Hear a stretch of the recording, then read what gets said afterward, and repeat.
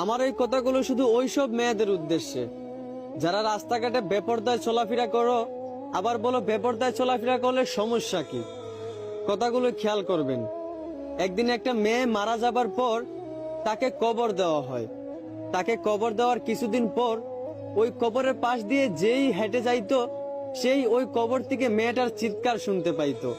এইভাবে দীর্ঘদিন চিৎকার শোনার পর গ্রামবাসী মিলে একদিন চিন্তা করলো যে কবরটা খুঁড়ে দেখবে। যেই বাবা সেই কাজ, সবাই মিলে ওই কবরটা খুঁড়তে লাগলো। কবর খুঁড়া শেষে দেখতে পারলো মেয়েটা একটা ঘুমটা দিয়ে বসে আছে। তখন মেয়েটাকে জিজ্ঞেস করা হলো যে তোমার সাথে কবরে কি এমন হয় যে তুমি এরকম ভাবে চিৎকার করো, আর তুমি ঘুমটা দিয়ে বসে আছে কেন, তোমার ঘুমটাটা তুলো। তখন ওই মেয়েটা বলল, আমি ঘুমটাটা অবশ্যই তুলবো, তবে তার আগে আপনারা সবাই এখান থেকে চলে যান। আপনাদের মধ্যে সবচেয়ে সাহসী দুজন ব্যক্তিকে আমার কাছে পাঠান। মেয়েটার কথা মতে সবাই ওই কবর থেকে চলে গেল এবং সবচেয়ে সাহসী দুজন ব্যক্তি ওই মেয়েটার কাছে গেল। মেয়েটার কাছে যাওয়া মাত্রই মেয়েটা ঘুমটাটা সরিয়ে ফেললো।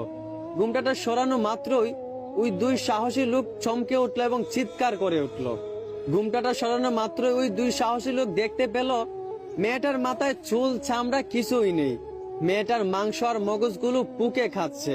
মেয়েটার এক একটা টুট বাইম মাছের মতো ফুলে গেছে।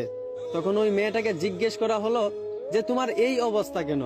তখন মেয়েটা প্রশ্নের উত্তরে বলল, আমি যখন দুনিয়াতে বেঁচে ছিলাম তখন আমি তেমন খারাপ কাজ কিছুই করি নাই, আমি ভালো হয়ে চলতাম। কিন্তু আমি যখন মাঝে মধ্যে বাজার হাটে যাইতাম তখন আমার চুলগুলো খোলা থাকতো। আমি পর্দা করে যাইতাম না, টুটে লিপস্টিক লাগাই যাইতাম, বেপরদায় বাজারে চলে যাইতাম। এই সামান্য বেপরদায় চলার কারণে আজকে আমার কবরে এই অবস্থা। আর যারা এই ডিজিটাল যুগের সাথে তাল মিলিয়ে চলতে গিয়ে বেপরদায় চলাফেরা করতেছেন, আবার বলেন বেপরদায় চলাফেরা করলে সমস্যা কি, একবার চিন্তা করেন আপনাদের অবস্থাটা কি হবে। যদি একজন মুসলমান হয়ে থাকেন তাহলে যখন রাতে ঘুমান তখন বালিশের সঙ্গে মাথাটা লাগাই একটু চিন্তা করে দেখেন এই ডিজিটাল যুগের সাথে তাল মিলিয়ে চলতে গিয়ে কতটা নির্লজ্জ মেয়ে আপনারা হয়ে গেছেন। দেখেন বোন, আমার কথায় কষ্ট নিয়েন না, আমি শুধু আপনাদেরকে বোঝানোর জন্য বলি। আশা করি আমার কথাগুলো বুঝতে পারছেন। ধন্যবাদ।